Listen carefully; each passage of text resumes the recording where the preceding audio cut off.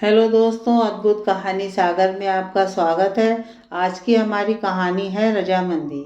मैं तुम्हारे साथ हर समझौता करने को तैयार हूँ। विवाह हम दोनों ने किया है, साथ चलने का वादा किया है। मानता हूँ प्रेम विवाह आसान नहीं होता।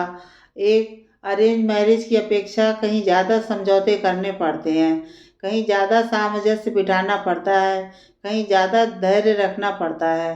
आकाश ने माही से कहा, तुमने इतना कहा तो बस अब कोई चिंता नहीं मुझे किसी की भी। सब लोग बस एक ही बात कह रहे थे कि प्रेम विवाह में विवाह को चलाने और सफल बनाने की पूरी जिम्मेदारी केवल पति पत्नी की होती है। परिवार वाले दूर हो जाते हैं। वास्तव में सबसे ज़्यादा एक लड़की की, क्योंकि उसने घर वालों की इच्छा के विरुद्ध, समाज की परंपरा के विरुद्ध जाकर कदम उठाया होता है। विवाह को निभाना, सफल बनाना और हर एक के साइड इफ़ेक्ट भी केवल और केवल लड़की को ही संभालने होते हैं। माही, तुम भी। अरे कुछ तो लोग कहेंगे, ऐसे लोगों की बातों में आकर क्यों परेशान होना। लोग ऐसे नहीं तो वैसे कहेंगे। अरेंज मैरिज में भी लोग बोलते हैं, लोगों को केवल गपशप के लिए मसाला चाहिए होता है और कुछ नहीं।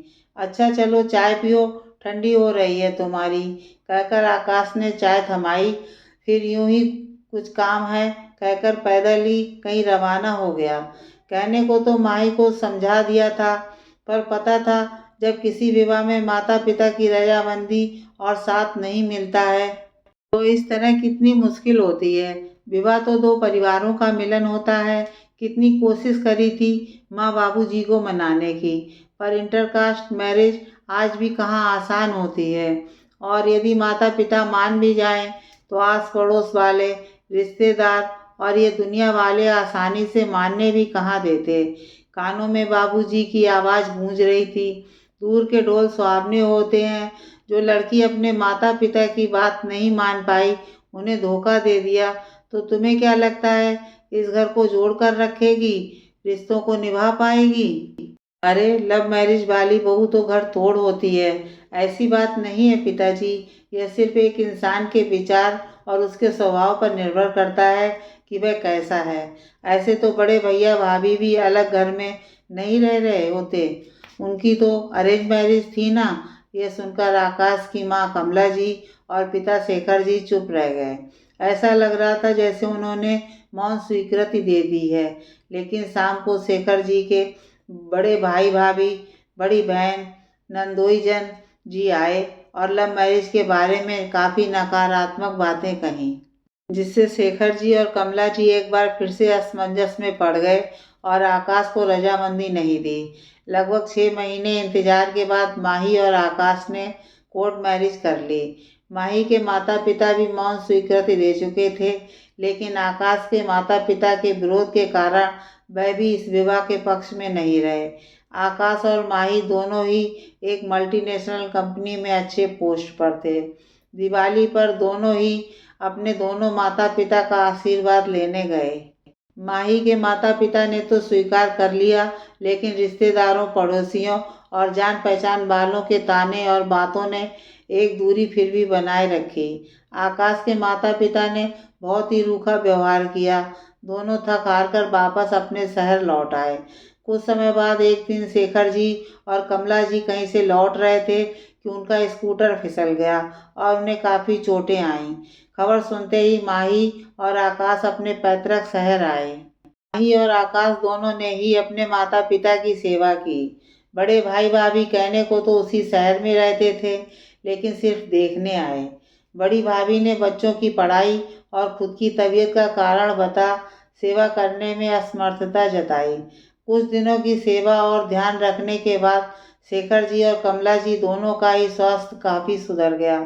शुरुआत में घर और अस्पताल दोनों की जिम्मेदारी आकाश, माही और थोड़ी बहुत बड़े भाई ने भी निभाई।